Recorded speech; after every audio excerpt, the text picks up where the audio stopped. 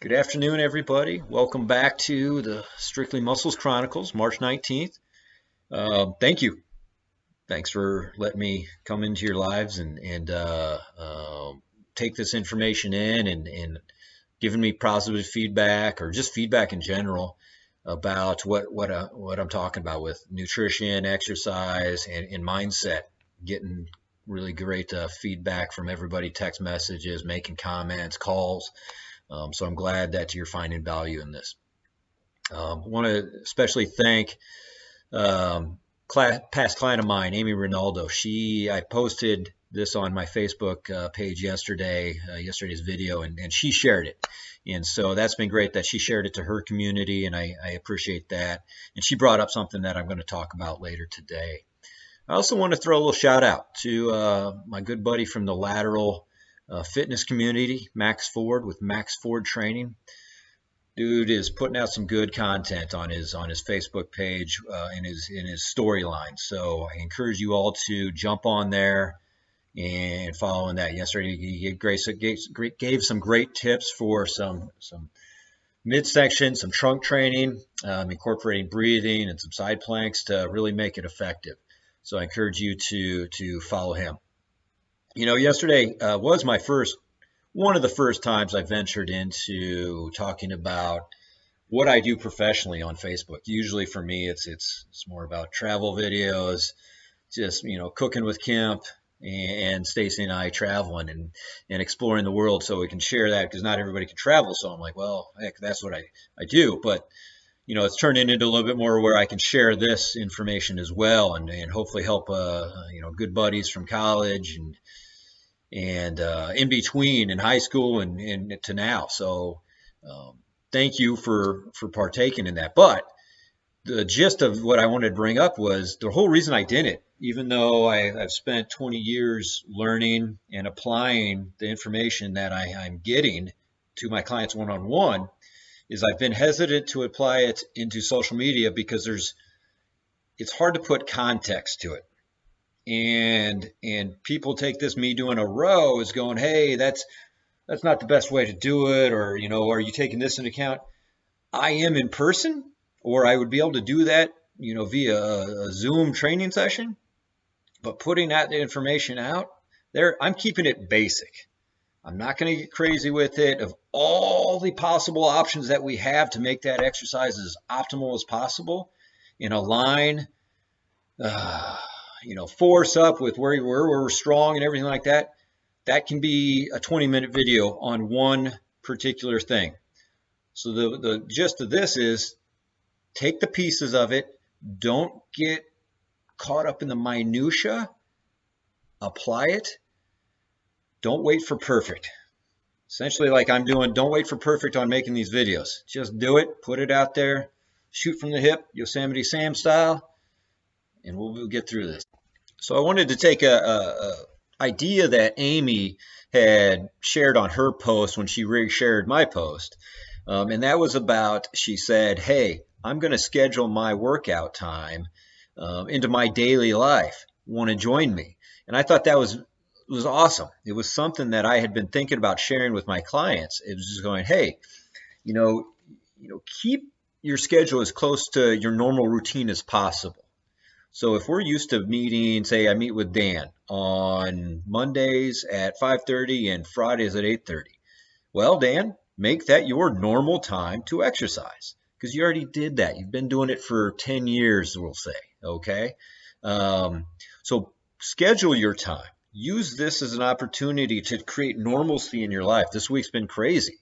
I went from normal to, not so normal. But every day I'm going through this. I have my schedule, and this is kind of what I do normally. And I set it up on Sunday, and I set it up on Wednesday night.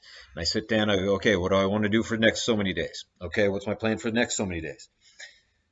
It's just kind of changed in what my plan is. And so I encourage everybody to if you've taken a couple days off, that's normal. Go ahead now. Start today. Plan out the rest of your day. When are you going to have lunch? Or sorry, dinner?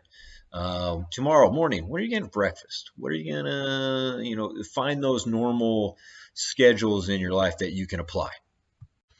How's everybody doing with just keeping track of their food? I hope you're able to kind of just be aware of it. Again, that was just the task this week, is to be aware of it. More so than, well, I'm really worried about this and how much of this and that. It's just like, hey, be a little bit more aware of everything.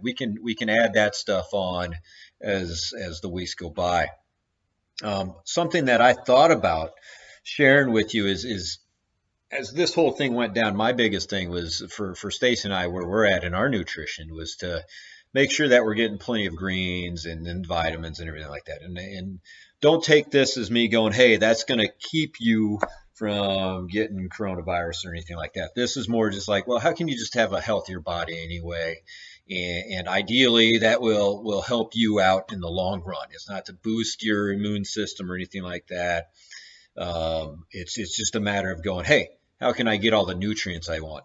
So in doing that, I actually I looked into these green supplements. I've been wanting to do it anyway for a while. And so a couple of weeks ago, I just did a little research, and I'm going to share the link that I went to for it. It was on YouTube. I think it was called Bar Bend, and they did a review of multiple green supplements. And the one that I chose to after all that was this one. Okay, you can find it on Amazon, or you could. I haven't checked since then. The reason I chose this is it has all the information on there in terms of nutrients in there that I want to make sure that Stacy and I are getting during this time.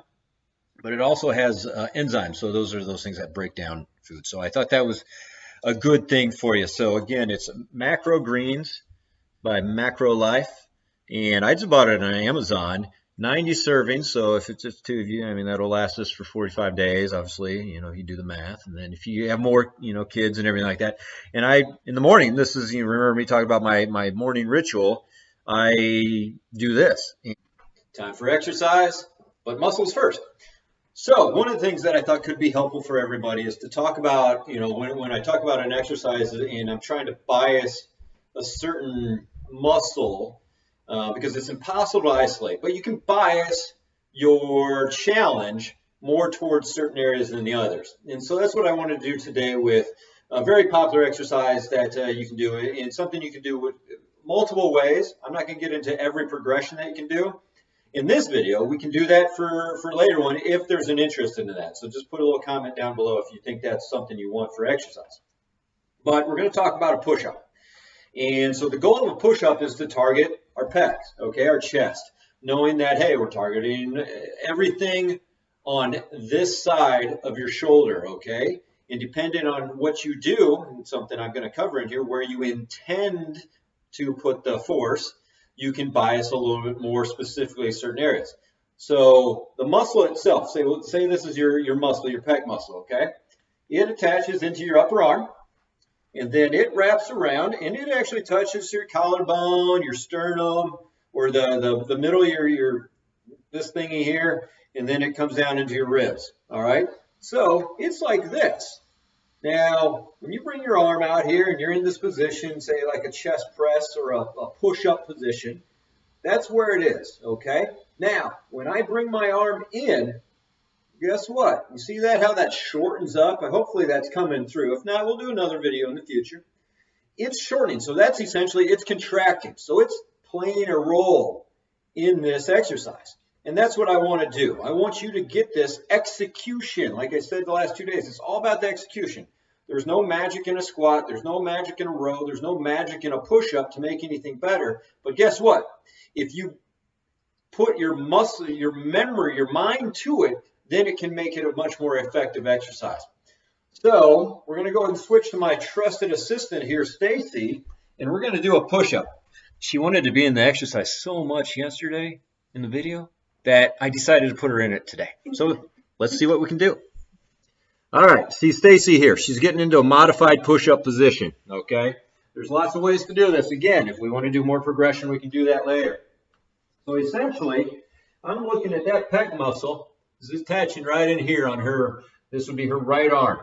And it's attaching then into the middle of her chest. So I'm just going to have her do a normal push-up, okay? So we have her on her knees. That essentially decreases the load. All right, let's do some more. And then what we're also going to do now, she's just doing the normal push-up. She has excellent control. Nice solid stop at the bottom, solid start at the top. So nothing really herky-jerky, not air humping the ground. What I want you to do now, though, is think about sliding your thumbs in together. So I say push your hands in as you're pushing away from the ground. Some people will say pull your hands in, but ultimately it's about creating medial intention, okay? You're trying to create more internal tension, more muscle recruitment of the pec muscles here. So when you do that, you can't see it, all right? So go ahead and go towards the ground. And what I want you to do is slide those hands in as hard as you can as you push away from the ground. And then just keep doing that as many as you can, okay? As many as you can with control. So the goal here, again, is to challenge the pecs a little bit more, bring a little bit more intention to it, and make it a more challenging exercise. This isn't for the beginner. If you're someone who's never done a push-up, this isn't for you. But those are things that I coach in one-on-one sessions. This is more for somebody. I've been working with Stacy for years, so I know she can handle this.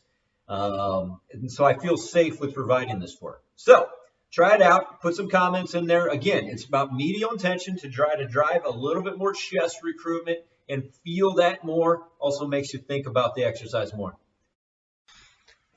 For today's quote, I wanted to tie it into what I talked about in terms of the mindset, getting back to normalcy as best you can. You know, some of us may have hit that pause button. You know, I was hearing about that on Precision Nutrition, did a video today and talked about a pause button where what are you doing with this time?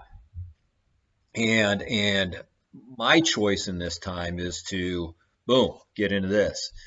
It's for me, the whole reason for me doing this is because I'm used to being with people every day. And just like that, I'm not hanging out with the people. I'm not training people. I'm not helping people. So that's challenging for me. I've been doing this for 20 years, and it's just always helping people in person. So now I'm trying to figure out ways to do this differently. So I want to try to create that routine. And the quote I found is from Marcus Aurelius. When forced, as it seems, by circumstances into utter confusion, get a hold of yourself quickly. Don't be locked out of the rhythm any longer than necessary. You'll be able to keep the beat if you are constantly returning to it. See you tomorrow, guys.